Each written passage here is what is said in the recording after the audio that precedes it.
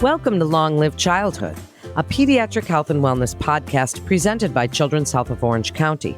Together we can keep kids happy and healthy. I'm Melanie Cole, and joining me today is Dr. Sarah Gubara.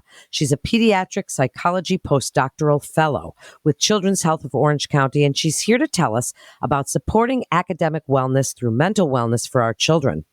Dr. Gubara, it's such a pleasure to have you with us today, and I really love this topic. Can you tell us a little bit about how mental wellness and academic wellness are connected? Absolutely. Well, I'm very delighted to be here chatting with you today. And mental wellness and academic wellness are absolutely connected. I always like to say you have one brain and you carry it with you everywhere you go. And so our brains impact everything from our energy level, our concentration, processing, and performance. So they're very interconnected. We've seen this epidemic of mental issues, this real mental health epidemic with our children lately. In what way are you seeing these mental health challenges that our children have been going through for the past few years, which is, I have 2 children, and I can tell you that the anxiety and things of that nature have really risen in the last 3 or 4 years. And so can you tell us how those mental health challenges, such as anxiety and depression, impact how our children learn and their academic achievement? Yeah, it definitely changes so many things for kids now. And we are seeing quite a difference post-COVID. It is no surprise that anxiety and depression are correlated with low grades. And unfortunately, what we see is an intersection of discipline versus diagnosis, where sometimes kids are penalized for these lower grades, but it is so related to some of their mental health symptoms.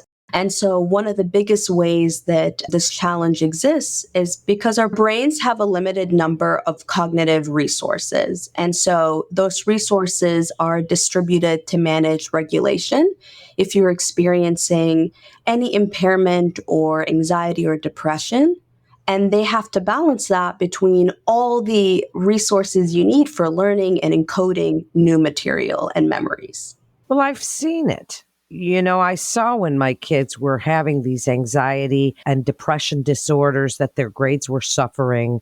And certainly all of the online school really affected both aspects, academic achievement and mental health and wellness.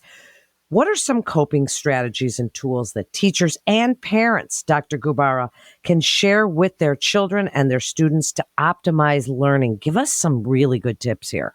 Yeah, I think the first tip that is often missed is building connection with that child.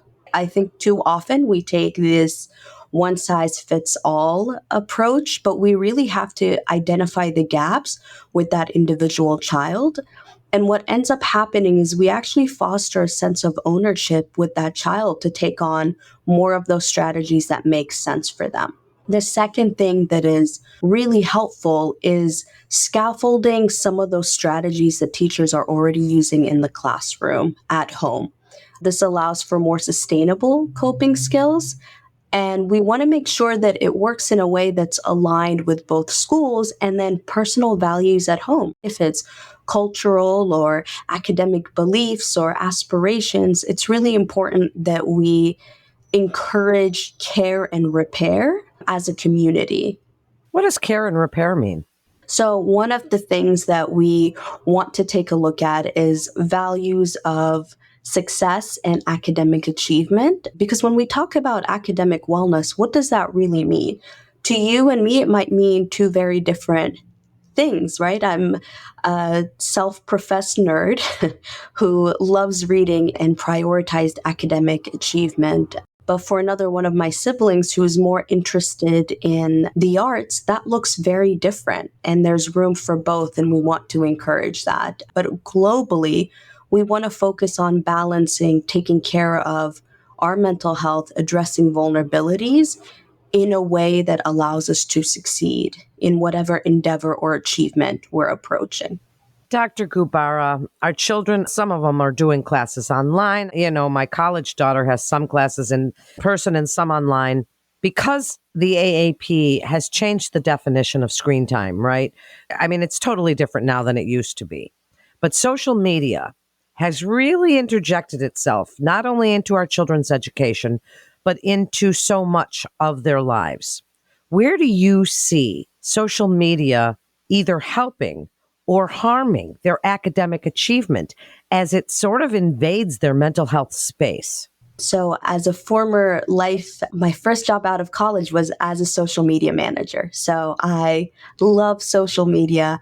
There's an opportunity to learn from people across the board, different strategies globally on how to learn. YouTube is so instrumental for teaching kids if it's algebra or more advanced computer programming strategies. So, I think there's a lot of opportunities to learn. And at the same time, we also want to balance how much exposure we're having to information collecting without allowing our brains the chance to take a beat, if you will, and process what they are consuming. So I think consumption without processing is something we do need to be mindful of. That's really important information. And I think parents need to know what our children are doing and if we're noticing some of these things and some red flags for kids. Now, Chalk and Orange County Department of Education are building well spaces throughout the county. Can you tell us more about the ways we can create spaces of calm, both at school and in the home, that ultimately promotes students' educational outcomes? In my home, we like to have music playing all around all the time, but soft music and kind of in the background. And it does create this space of calm. But what are some other ways? What are some ways that we can create those spaces? And what are some of the ways that Chalk and Orange County Department of Education have built those well spaces? Yeah, creating a routine and a dedicated environment can be so important, especially as we see so much overlap with how often we're spending time at home and working from home and studying from home. Creating a routine and some rituals of care when we approach studying or working is really important. I love that you mentioned music. For some kids, having silence is really detrimental to focusing. I grew up in a family of six, so for me, studying in quiet is not going to pose me for success. I need to hear more liveliness and noise behind me, and it allows me to hyperfocus. For other kids, having things where they're fidgeting and able to self soothe is actually more indicated for their ability to be able to process and learn. And so, as long as we're child first and child focused on that child's particular needs, it can be more helpful to us to identify what is more beneficial for that child. If it's being outside when studying, which, is a little easier in California, or if it's having a chance to nap before studying, all of those things need to be considered with your child about what feels right when we're studying. Really, that's a great bit of information right there. Great advice that we have to know what works for our child as they're learning to study and they're doing their homework. And what are some tips for balancing academic rigor and mental wellness? I'd like you to wrap this up and give us a summary, but also some self care tips, not only for our children, but for ourselves, because we cannot really help our children through all of this if we're not taking care of ourselves. Absolutely. I think we have to approach with intention and understanding that when we talk about self care, these are science backed initiatives and information on how our brains work. Our capacity to be able to focus and retain new information depends on what part of the brain we're living in. And so I think it's really important that we first address vulnerabilities. And that looks like making sure that we're eating and sleeping and resting and taking breaks. I think the idea of multitasking and all-nighters has become so pervasive culturally that we forget that the brain's capacity to function diminishes with every all-nighter we take. And so the first thing to balance is making sure that physiologically we're taking care of our step.